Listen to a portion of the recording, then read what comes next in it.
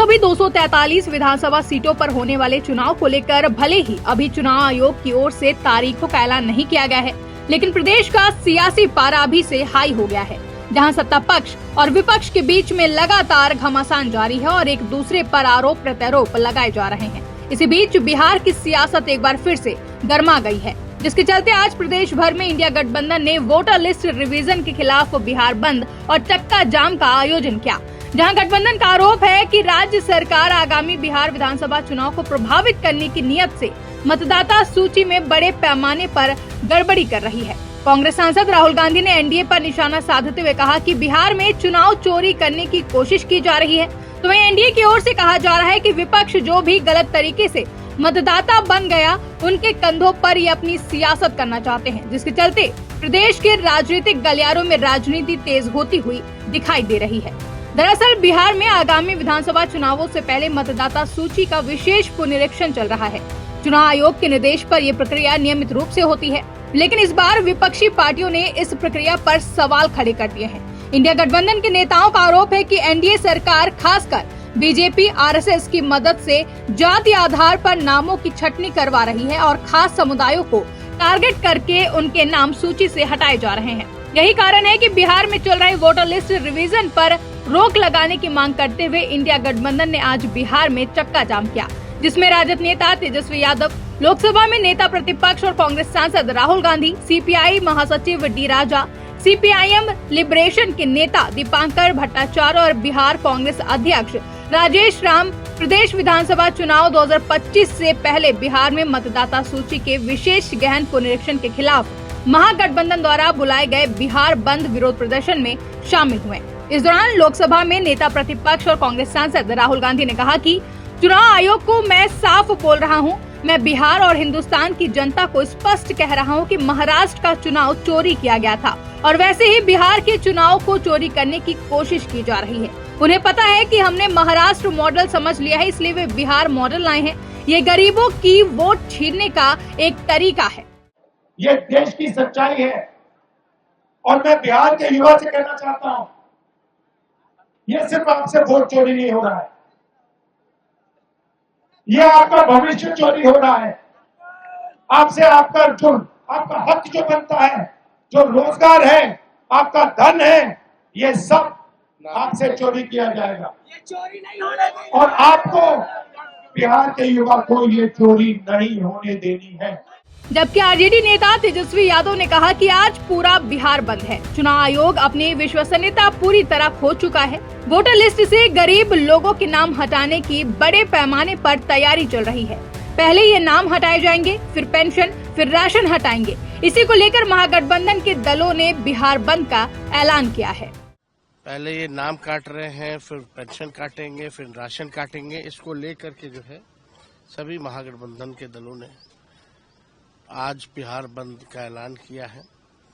साथ ही जितने trade union थे उनका पहले से ही बंद करने का कॉल था। हम लोग उसका भी समर्थन करते हुए आज राहुल गांधी जी आ रहे हैं, लेफ्ट के सभी हमारे साथी हैं, मुकेश जी हैं, सब लोग मिलकर के बिहार बंद कर रहे हैं। वहीं आरजेडी सांसद मनोज झा ने भी इस पर प्रतिक्रिया देते हुए कहा कि मेरा मानना है कि अगर सैद्धांतिक तौर पर समझा जाए तो जब भी देश में बंद का आह्वान होता है तो मंशा लोगों के दिमाग को खोलने की होती है। सरकार और संस्थाओं में बैठे लोगों को ये समझाने की कोशिश की जाती है कि लोकतंत्र संवाद से चलता है, एक तरफा फैसलों से नहीं चलता।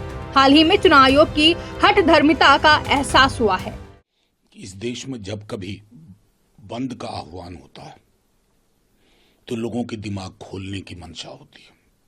जो संस्थाओं में बैठे लोग हैं, सरकार में बैठे लोग हैं, उनको ये समझाने की कोशिश होती है कि लोकतंत्र संवाद से चलता है, एक तरफा निर्णयों से नहीं चलता है। ये पहले से तय था, लेकिन हाल में जब एसआईआर को लेकर के इलेक्शन कमीशन की हठधर्मिता को लोगों ने महसूस किया, बहुत करीब से महसूस किया, अराजकता की स्थिति उत्पन्न हो गई है बिहार में, हाहाकार मचा हुआ है।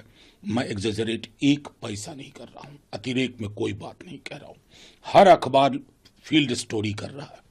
उस संदर्भ में नेता प्रतिपक्ष राहुल जी, हमारे नेता बिहार विधानसभा में विरोधी दल के तेजस्वी जी, और तमाम अलग अलग पार्टियों के लोग बस एक मंशा से कि कोई व्यक्ति किसी संस्था में अगर बैठा हुआ है तो वो संस्था से बड़ा नहीं है। एक और जहां विपक्ष ने चुनाव आयोग और एनडीए सरकार पर आरोप लगाए, तो वहीं सत्ता पक्ष की ओर से भी इंडिया गठबंधन पर पलटवार करते हुए बयान दिए गए हैं। राहुल गांधी के बिहार दौरे पर उप मुख्यमंत्री सम्राट चौधरी ने कहा कि बिहार की समस्या से उनको कोई लेना देना नहीं है। वे पिकनिक मनाने आए थे, बिहार के विकास में इनका कोई भी योगदान नहीं है।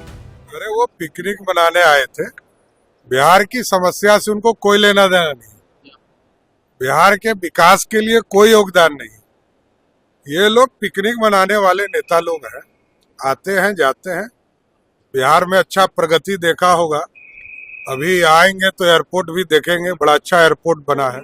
जबकि भाजपा सांसद रविशंकर प्रसाद ने कहा कि क्या ये यानी कि विपक्ष चाहते हैं वोटर लिस्ट में वो लोग रहें जिन्हें नहीं रहना चाहिए, जो घुसपैठिए हैं। क्या ये सच नहीं है कि रोहिंग्या या अन्य गलत तरीके से अपना नाम मतदाता सूची में दर्ज करा लेते हैं? संकेत यही है कि जो भी गलत तरीके से मतदाता बन गया, उनके कंधों पर ये अपनी सियासत करना चाहते हैं। क्या लोग चाहते हैं कि वोटर लिस्ट में वो लोग रहें जिनको नहीं रहना चाहिए, जो घुसपैठिए हैं या जो बाकी हैं? तो सच्चाई नहीं है क्या कि बहुत बार चाहे वो रोहिंग्या हो कोई और हो, वो गलत तरीके से वोटर लिस्ट में अपना नाम घुसवा लेते हैं? तो अगर ईमानदारी से काम हो रहा है तो परेशानी क्या है आपको? संकेत यही है कि जो भी गलत तरीके से वोटर बन गया, उसके कंधों पर ये अपनी सियासत करना चाहते हैं। जाहिर है कि आगामी बिहार विधानसभा चुनाव से पहले मतदाता पुनरीक्षण को लेकर भारी घमासान जारी है।